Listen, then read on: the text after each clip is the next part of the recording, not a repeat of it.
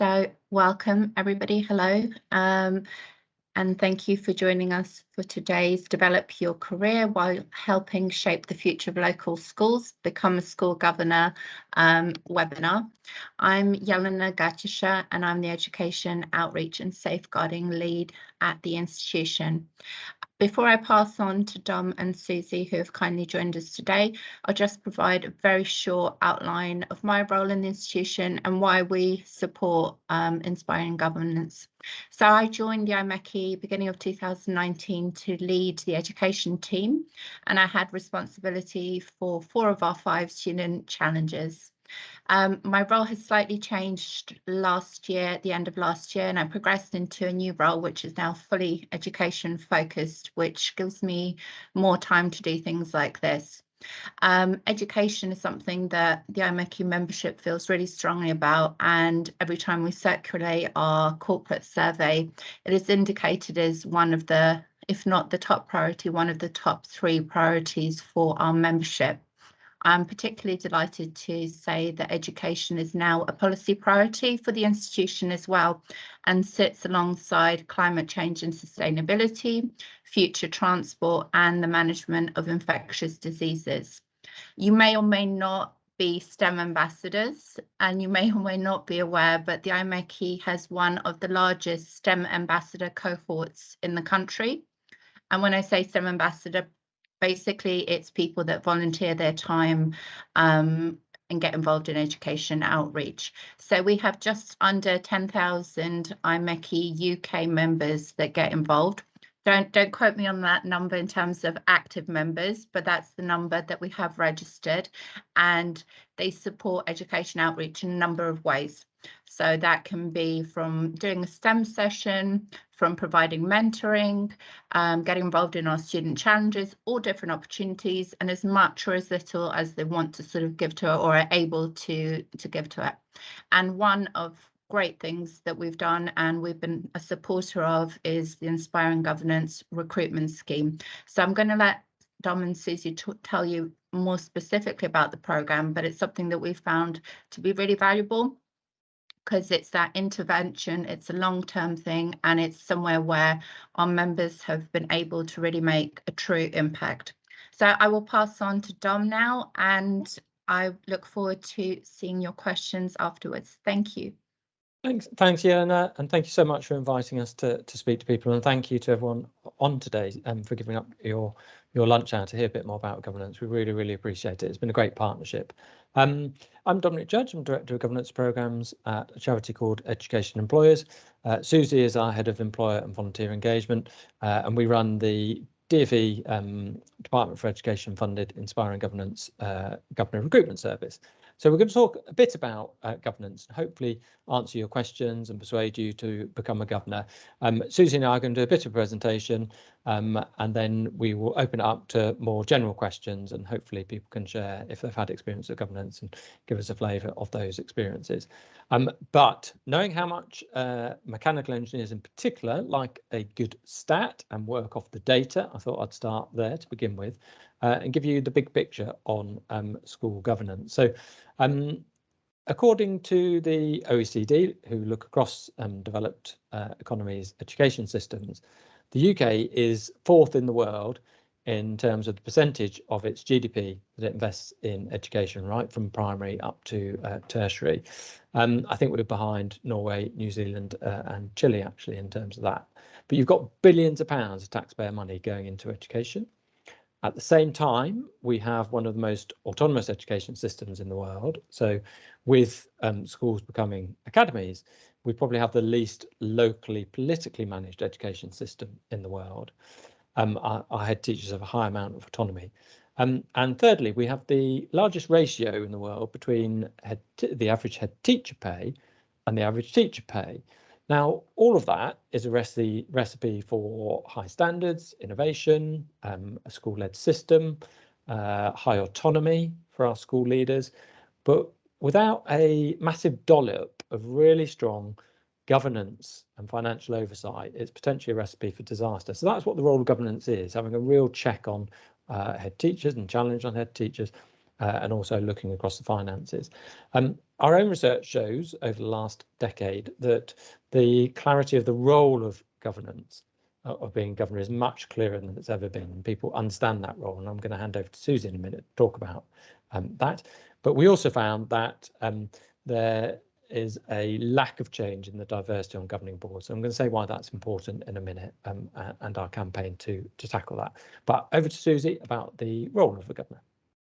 Thanks, Dom. So in terms of role of a school governor, it's very similar if you are a trustee, a charity, or involved in corporate governance as well. So three main functions of a school governor is to ensure that clarity of vision, the ethos and the strategic direction of the school, to make sure that it's going travelling in the right direction to support every young person to achieve. And as part of that comes holding the executive leaders to account, particularly the head teacher and the senior leadership team within the school, to make sure that the performance of the organisation is on track, effective and efficient performance management of staff, and also to making sure that every young person within that school has got the ability to achieve their potential through the systems, processes and the teaching and the curriculum that's in place within the school.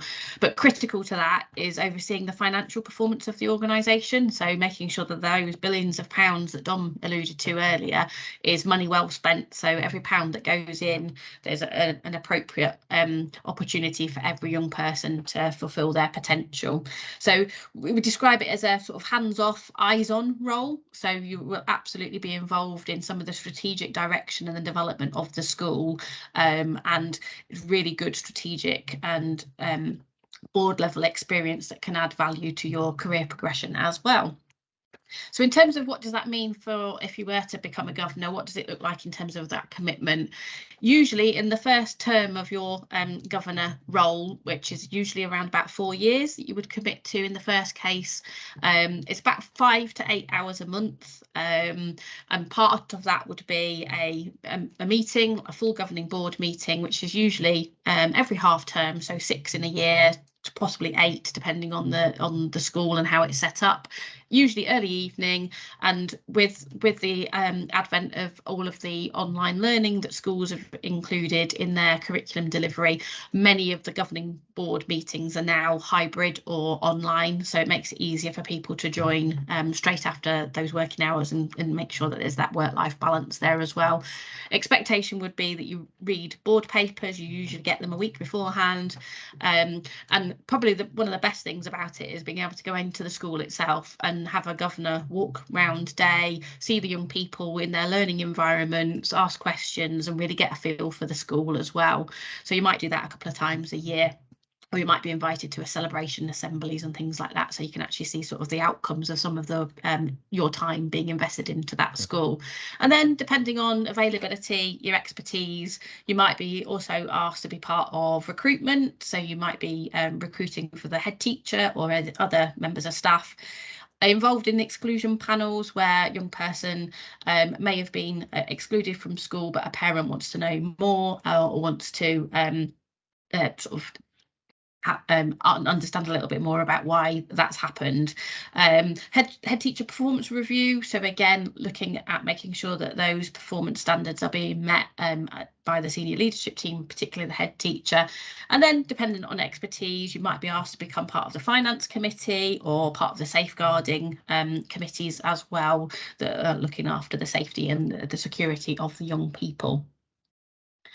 And then in terms of sort of giving you a little bit of an overview of, so what would you bring particularly to this role? At the moment, particularly schools that are moving from being local authority maintained schools into becoming a part of a multi-academy trust, having to go through that due diligence of deciding which is the right multi-academy trust to move into, how that stacks up in terms of what's important in that school, its values and its ethos. Some of the things that we'd say are absolutely critical to being a governor is that project management, critical thinking skills, being able to analyse the data around the performance stats of the achievement and attainment of the students, working as part of a team and problem solving. Example, one of those that we've recently come across in the school that I'm a governor at is that they're having to take down all the ceilings to rewire them, and there's the knock-on effect to that in terms of planning that critical path to get children back into school in September when the work's happening over the summer holidays, and then attention to detail to making sure that we are really critically challenging the decisions that are being made within a school environment as well. Great. What's in it for you? I mean, the benefits are quite significant. We survey the people that we've placed as governors, and 95% say that they're really enjoying it. 97% would recommend the role to a friend. So it's highly recommended by people who've gone in to operate on governing boards. We know that for us, 3/4 say that the main reason that they are becoming a governor is to give something back and to make a difference in schools, and it's great that we've got that altruism in all kind of communities. But we also know that 3/4 also say that they get something from it in terms of developing their strategic skills of being on a board, and something they could take back into their workplace and help them with their own career progression and development. And that was echoed in our own research that we did, quite a detailed study that we released with the Chartered Institute of Personnel and Development last January, which showed that the 4 sets of benefits, not just firstly the benefits to the school of you supporting schools with your strategic expertise, secondly the benefits to volunteers in terms of skills development, the skills that they develop, but also, as you wouldn't expect necessarily, the productivity and motivation benefits of happier employees, so employers get benefits too, and lastly the health and well-being benefits of being part of a school governing board, putting something back and feeling part of a larger, more connected community. We found that there were health and well-being benefits, so there are a whole array of personal and professional benefits that you could also get from giving your time to support schools. I can only speak from a personal perspective. Unfortunately, we haven't got a couple of volunteers. We did try to get a couple of engineer volunteers, and I'll tell you the contributions that a couple that we've had in the past made to their schools, which were really good. But from a personal perspective, it's been a great move for me. I mean, I have governed in a inner city primary school context where unfortunately the local authority did a surplus places school closure, but that was a really interesting journey, and it helped me understand about local politics, local authority politics, and taking leaders and teaching staff through a period of change, that kind of leadership of change, and landing everybody in a good place with alternative staff. So that was a really difficult introduction to governance. My second governor post was with my old teaching practice school, and essentially it was a call to the heart, really, because I saw an ex-teacher training colleague standing in front of a burning geography block where all that year's GCSE students' coursework had burnt down, and it was an arson attack by an ex-pupil. And I thought, when they came out with a call for governors, I heard the call and I thought, yes, I need to make a difference there. And it was a fascinating journey, because you had a school that was in special measures, that clearly had its challenges, but was beginning to go on the up with a good relationship with the national leader of education who was helping the school to develop. We decided to take that school into an academy trust, which was the right decision for that school at the time. And it was a fascinating journey, worrying over numbers on roll, budgets, remarketing school, migrating it into the MAT, appointing a couple of head teachers that really took the schools on, and then taking it into a state of maturity in terms of cross-MAT working and successive Ofsted good judgments. And again, that was a really great development of giving you a strategic time to help a school in challenging circumstances move through into really good circumstances and delivering a good education for pupils in that kind of area. So you will get a lot out of it in terms of developing your leadership skills, your skills of being on a strategic board, and your leadership of change. So there's lots to gain from it. And next slide, please, Susie. We are particularly focusing on diversifying school boards. So we've had conversations with the Association for Black and Minority Ethnic Engineers as well. And we're focusing on that campaign because the numbers kind of demand it as an issue, really. So we know that 5% of governors are from a diverse background, only 4% of head teachers, 9% of teachers. So those making decisions about the future of our schooling are in a kind of growing divergence, if you like, with the people coming through at primary level. So we know that over a third of our primary pupils now are from Black, Asian or minority ethnic background.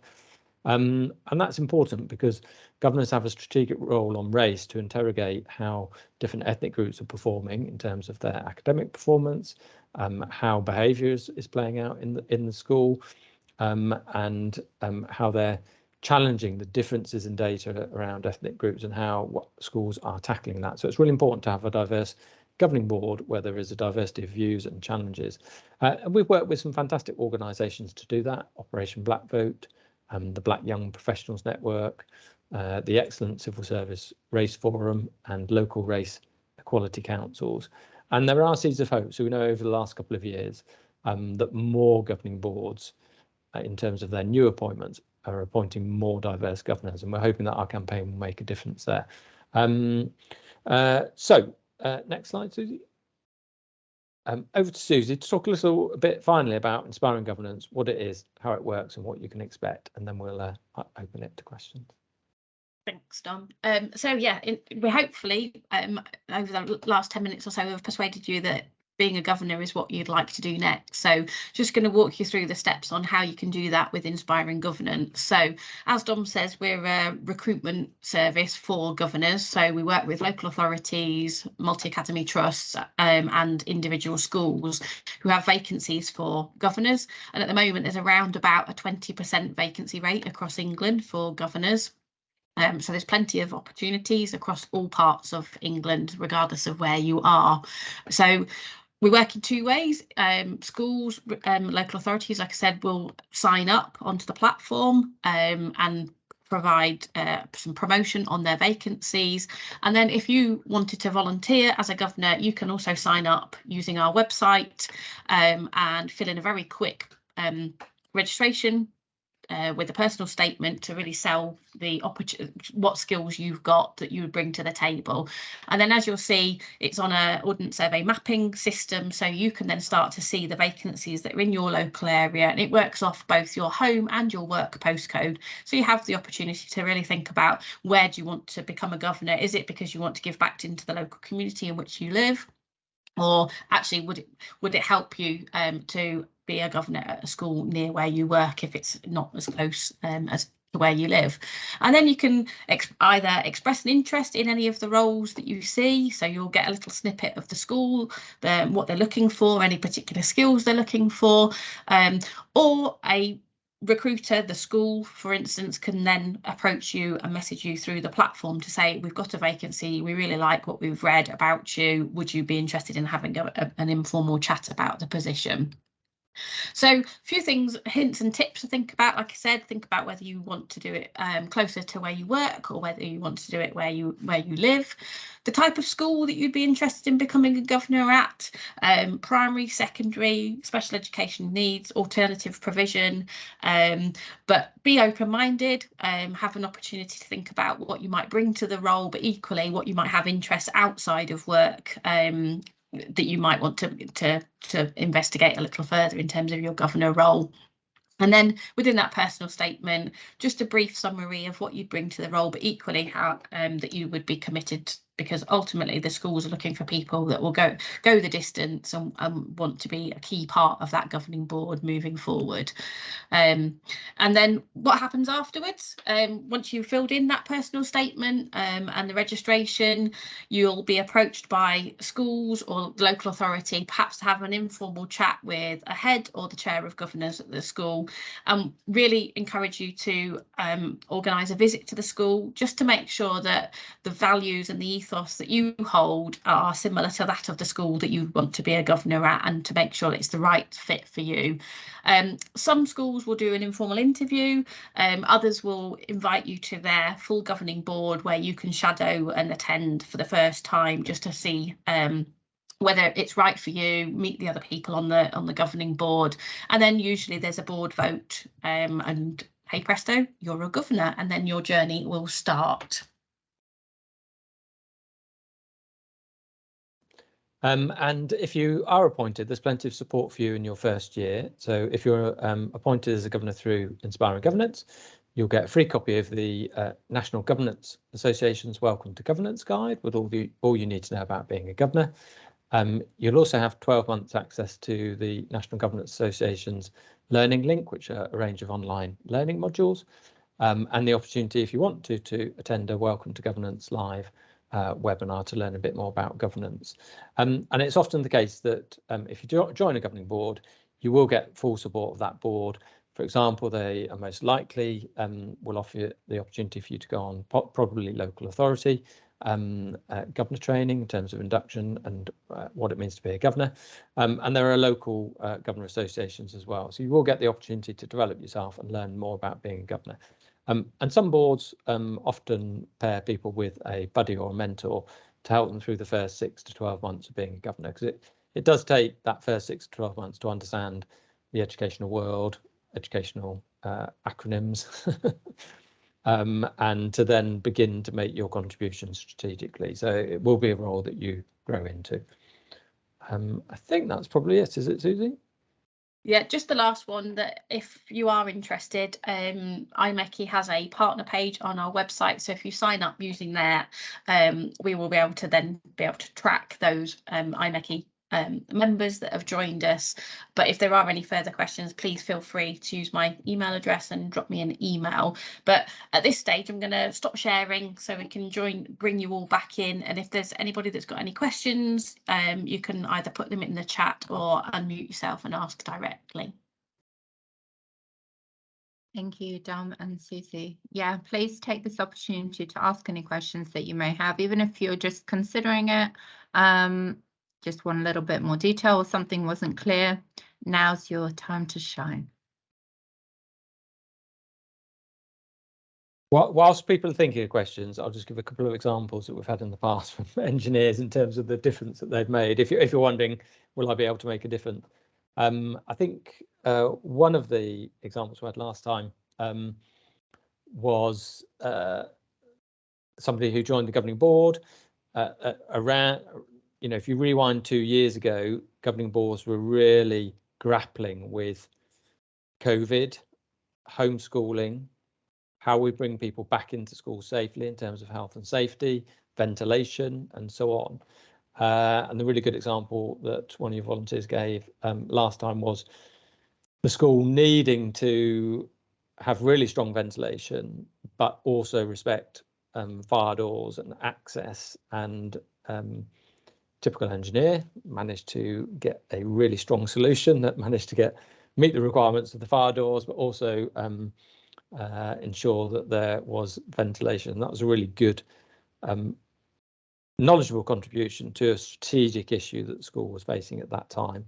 Another contribution was where a primary school was having a significant build, construction build, and it was proving extremely challenging for the head. The contractor was, trying all sorts of jiggery-pokery. And it was really helpful to have an engineer on their board to not really get involved into the detail, but have that conversation, and immediately the contractor to understand there was somebody who was really clear about what was right and wrong, and there were subsequently no further problems around that build. So I think as engineers, your kind of expertise, your rational expertise, your logical expertise, your data-led expertise, your ability to ask questions and find solutions, I think is really invaluable. Engineers make great governors. So I would really say consider it seriously, and I know schools would love to have you on board. Okay, I think I flannered for a bit there. That gave people a chance to think of any questions they might want to ask. We have a hands up from Andy. Would you like to just go ahead, Andy, and unmute yourself? Yeah, I should be unmuted. Am I unmuted? Can Can you hear hear me you. okay? Good. Yeah. So two questions. One is the private sector available to be a governor in? That's if I've articulated that particularly well. And B, are there any restrictions if you have relatives working for the DfE already in terms of conflict of interest? Very quickly, you can become a governor in an independent school. We don't, because we're funded for the Department for Education, we don't serve independent schools. But I think if you approach independent schools directly and want to govern in an independent school, then you probably will be able to do that. In terms of conflict of interest, having relatives in the DfE is not a conflict of interest at all. We have lots of DfE colleagues who volunteer to be governors themselves. And make lots of good contributions. And I think the only challenge you might have as a governor is if you're on a governing board, but a relative of yours is a supplier to that school, and that would have to be declared on the register of interests so that it's known. And the school can still make its decision about the best supplier, but you would need to declare. There is a declaration of interest you have to regularly sign, but there's no issue with relatives being in the DfE for you being a governor. Okay, thank you. Any other questions? Hi. Hi, John. John here. You might realise I'm an old retired engineer by my looks. I'm a STEM ambassador. I've been for about 10 years and I'm on the Staffordshire Area Committee as well. I'm dealing with one of the local schools with the Green Power Goblin car. They've had the one. I'm volunteering with them. And it was suggested by the STEM teacher that I might be interested in being a governor. And there's a vacancy there, so I'm sort of leaning that way. So I pick up now, basically, it's go and say, I might be interested in a little chat with that. Clearly not going to improve my career at all, but I've been to one or two primary schools, little chats, you know, what is an engineer? And also I've got a number of the IMechE toolkits here, which I've not, the past few years, not been able to get into any other schools. But this school in the town here, talking with this STEM teacher is quite keen, and she's saying, can you do a couple of these for our year, whatever, next year? So it's all encouraging, and that's, so I'm picking up from you now, basically give them a hint that I might be interested. Whether they are interested in me or not, I don't know. There is a vacancy for a school governor, so that's as much as I know. I think if there's a vacancy and it's not a parent governor, it's for a kind of co-opted governor, which is a governor where they're bringing you on, co-opting you onto the board for your skills, then I would signal your interest. And I mean, by all means, register yourself on Inspiring Governance and go through that, because you can get the year's support. But it also sounds like you've got quite a good relationship with that school directly, John. So it may be something that you want to just take on with that school directly. That's fine too. But yeah, I would register your interest, and we do get lots of that. Our charity runs Inspiring the Future, and we work a lot with STEM.org as it is anyway. And we do get people who've got into schools and volunteered in schools who then want to deepen their volunteering commitment at a more strategic level as a governor. And I think that is a great thing for people to do if they feel they can do that and they've got the time to do that. Mm-hmm. I would just jump in and say, John, it seems like they definitely are interested in you. So I would be keen, if you're interested in this role, to at least have the conversation and see what might be involved and whether it might work. I'm also delighted to hear that you have the STEM toolkit and that it's been useful. Well, many years ago, I I'm saying I'm on the Staffordshire Area Committee. Mm. And I said, oh, you can be education, because I'm a STEM ambassador for that. And I asked for a set of toolkit, and I got 2 consecutive weeks load of them, and for some reason, and never been able to use them. But although all I've done so far is the fan boat exercise, but one, and I can't get back into the schools to do that. But well, hopefully we're coming out of COVID, and hopefully there'll be more opportunity. None of the toolkits are going to expire, so they'll be there ready for you to use when you are able to go back in. And just come back on your point about being retired, I think it's a valid point that it is open to everybody. Everybody can become a school governor. We're doing a bit of a push to try and encourage our young members to consider it, because it is good for their careers, but that does not mean that other engineers are not welcome, and they certainly have a skill set to bring to the role. So I'm sure the school would be very keen to have you. yeah, we were saying about COVID.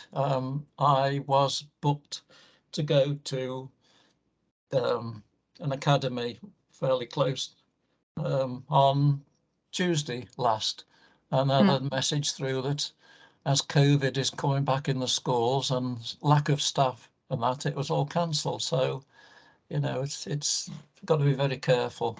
But I've got all the jabs going, so fingers crossed. Okay, well, good luck, and hopefully, I mean, at some point we are learning to live with it.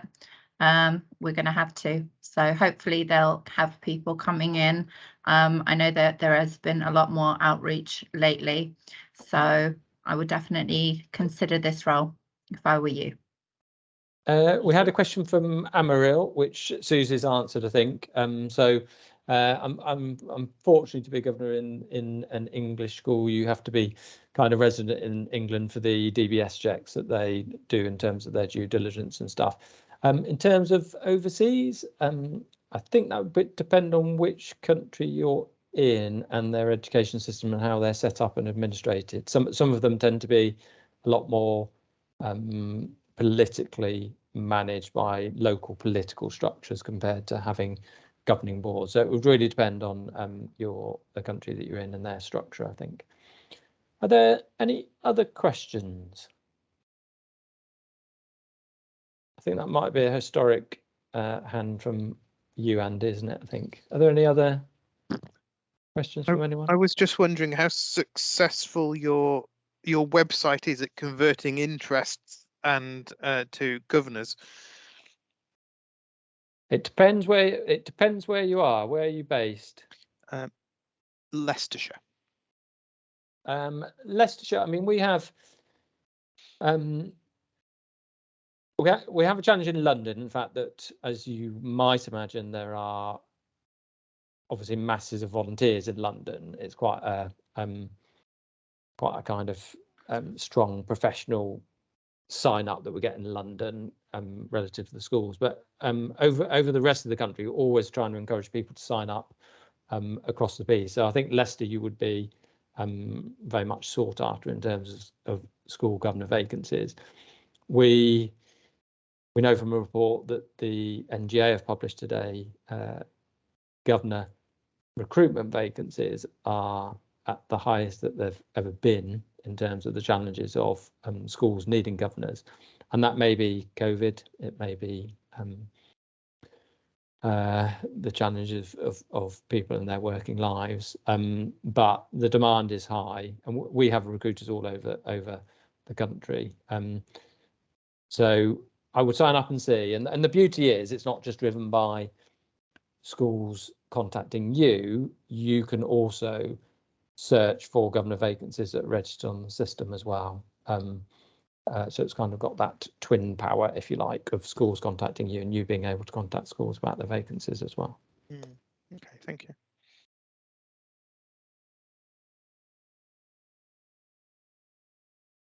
Okay.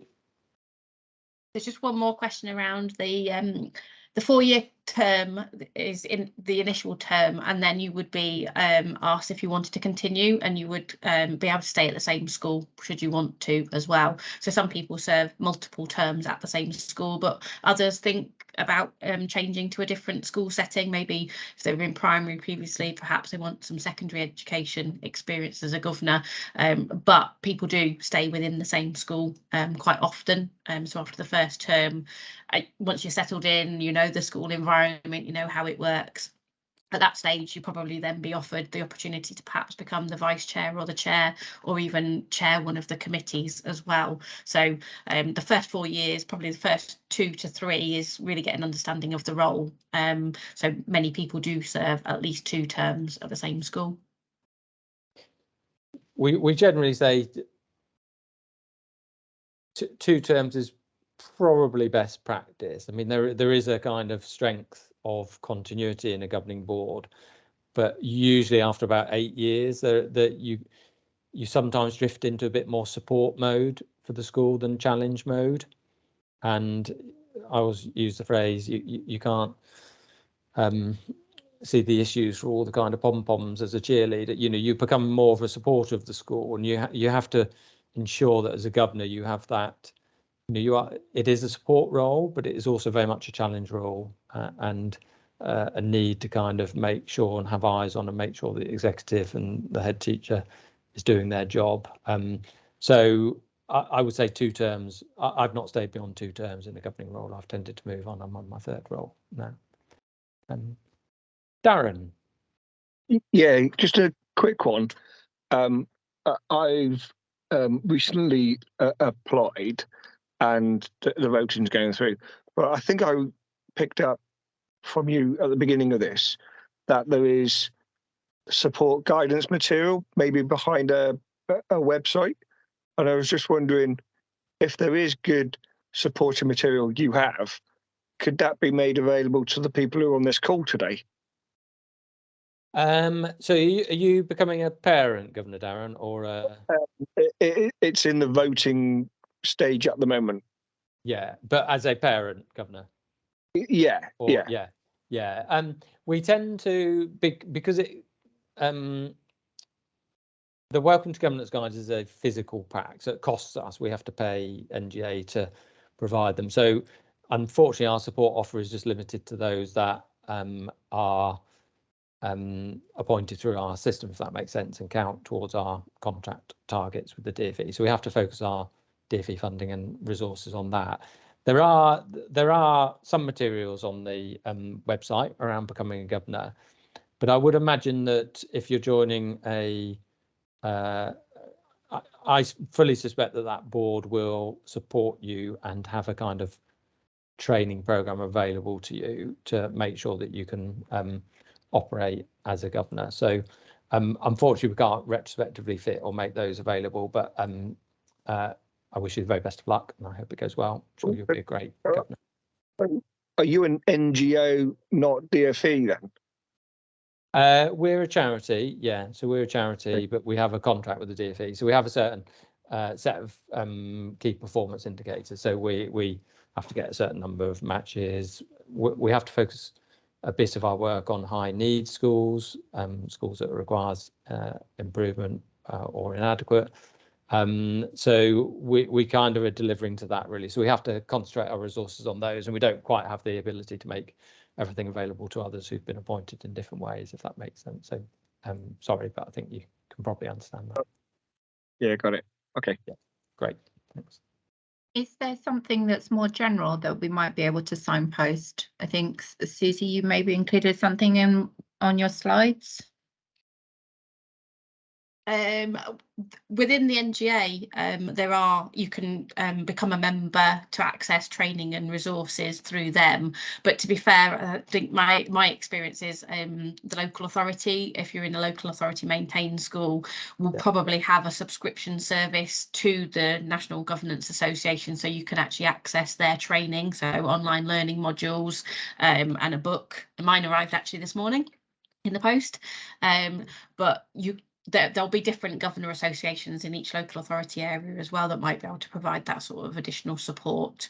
And there's probably nothing better than spending time with an existing governor and asking for perhaps some mentoring or buddying support once you do start as well. Thanks. Darren, I think if you have a chat with your school and if you still require some guidance, please come back to me and I'll try and find out more information for you if needed. Excellent, thank you. There is a governance handbook on the DfE website, which is on gov.uk, Darren, which is a comprehensive and technical document, but it is a comprehensive and technical document, so it may not be as accessible or readable as you'd wish, but it will have everything in there around being a governor if you want to. As you would expect. Yes. As you would expect from an engineer. I've already there. Yeah, you'll probably sigh through it. Yeah, it sounds like it might just fit the bill. One question from me, which might be a bit of a random one. Does it work differently when you become a school governor of a school that's like in an academy trust? Or is it the same setup? The roles are slightly different. So if you become a co-opted or local authority governor in a maintained school, essentially you are, the local authority is the employer of the staff in that school technically and run the pensions and stuff like that, but you are responsible for that school and that budget.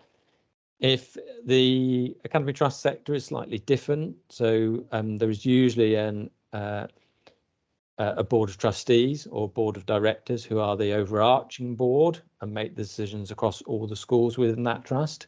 But the reality is most multi-academy trusts have local governing boards for each of the individual schools that they have in. So on those local governing boards, your role will be kind of challenging that school and how it's performing and so on.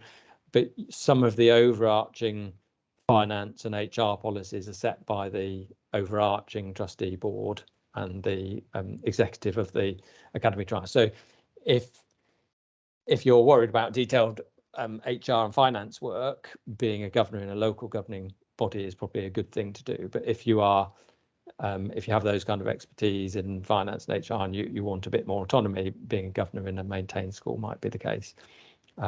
If you're going to be a multi-academy trust trustee, if you like, that's a really interesting role, but quite an absorbing role, and you need to think quite carefully about whether you can do that in terms of work-life balance, because